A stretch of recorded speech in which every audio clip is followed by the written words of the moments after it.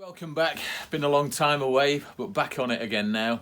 Gerry Anderson is the subject today, and SPV, one of my all-time favourite models from the 60s, from Captain Scarlet, brilliant series with the puppets and all that. This one is by Studio 2 Models, Mammoth Pitsillis, great kit, really well cast. You could drive your car over this thing, it's solid as you like. I've done a load of work on it. Hopefully you can see this on the bottom. I designed a new chassis for it so that all the wheels they're not independent, they're on beam axles, but they're supposed to look like they contract in, and this turns into a speedboat bottom because the SPV was semi-amphibious. So I tried to keep that stepped speedboat feel on the bottom. And I did an awful lot of work on the body to try and pull the highlights into the places where I saw them on the references. So I did a lot of reshaping on this, just because that's what I do, you know, I get off on that kind of thing. I gave it a 6mm roof chop. I took a section out all the way through this top, which dropped the top 6mm.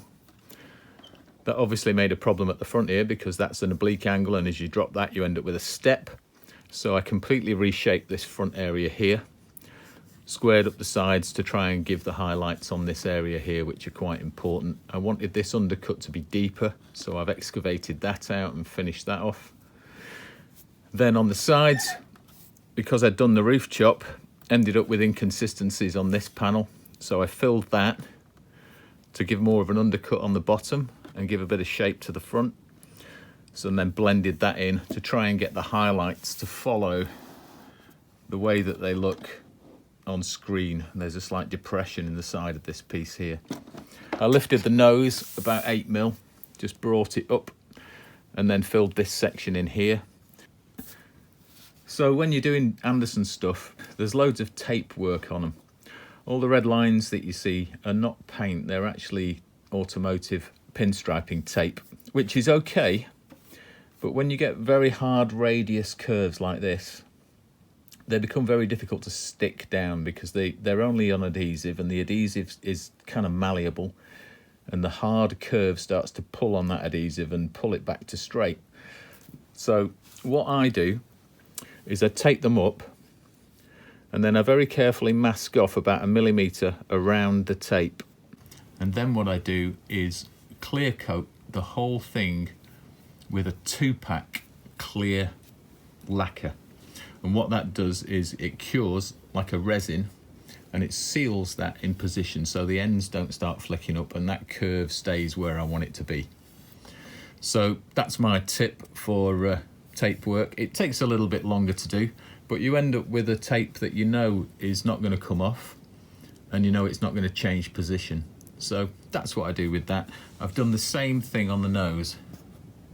So when it comes to getting a nice finish, this is an awful lot of time sanding with probably a 4000 and a 5000 grit, wet sanded back through all the layers of paint, and you'd be amazed how much the blue changes on this colour to go a little bit more silvery. But you do get these beautiful highlights, and it sort of scales the reflectivity of the paint, so that this is no lacquer on this at all. This is just the polished paint, okay?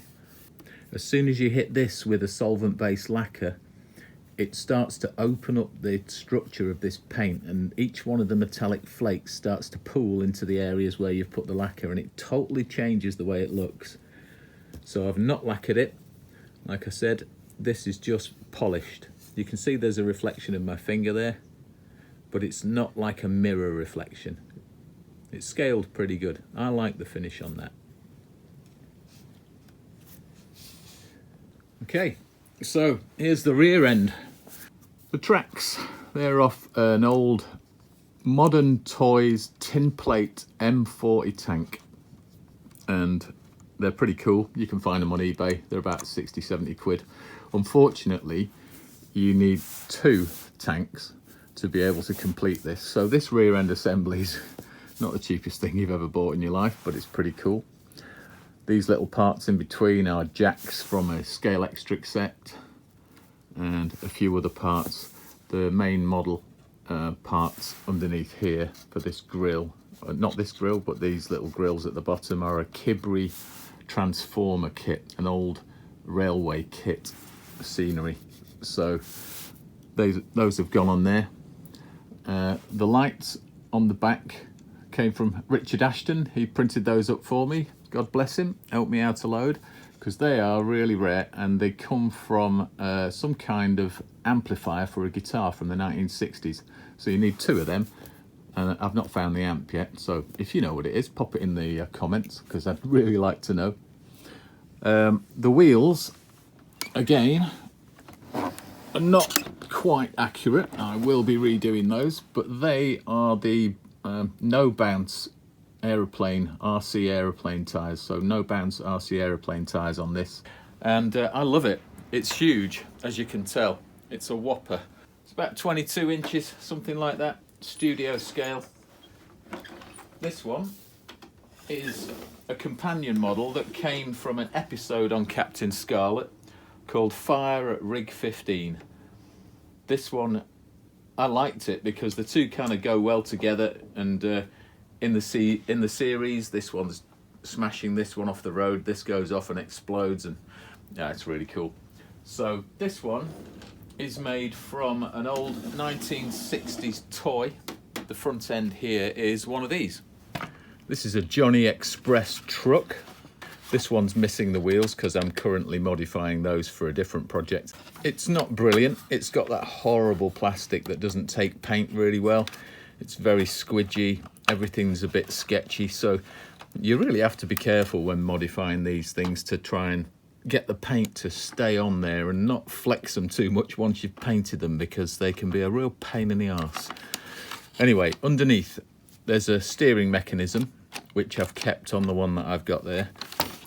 The front end is somewhat different. If we take this and line it up with the model that I've made, you can see there's quite a number of changes. This centre section with the grille is completely chopped out. That drops the cab down that distance. The wheels themselves are recessed back into the bodywork to let them undercut into the arches.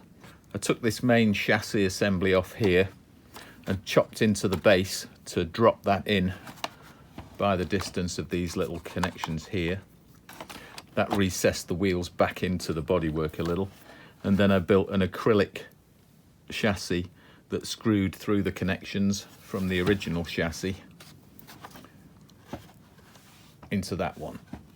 And then the inside of these, which are super deformed and all squidgy, are hidden behind this curved surface just at the top here. So you can see on the inside underneath where the toy finishes and where I've screwed it to the acrylic chassis that I've made for the rest of it. I just stuck some random bits on to give a bit of detail. It's nothing important. But we've still got the steering mechanism at the front, and you can drag it along using this if you want to.